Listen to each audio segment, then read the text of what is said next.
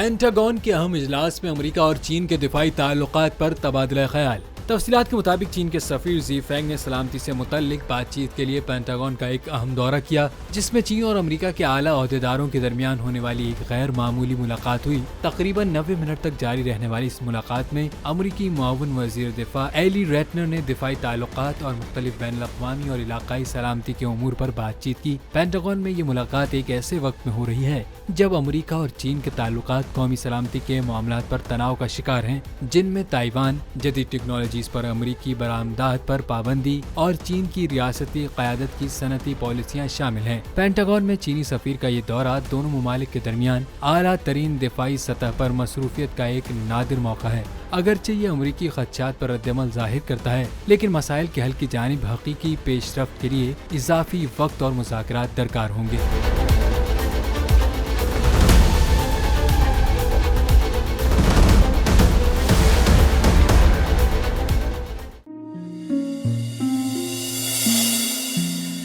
अपना घर यूं मईशत का पहिया भी घूमेगा, मजदूर भी सर उठा के जिएगा। आएगा। खेतों में हरियाली लहराएगी, किसान भी खुशियां समेटेगा। है वक्त गुजर उम्मीद के चिराग जलते रहेंगे, महंगाई से भी जान छूटेगी। फैसले की घड़ी पाकिस्तान जीता है और पाकिस्तान ही जीतेगा।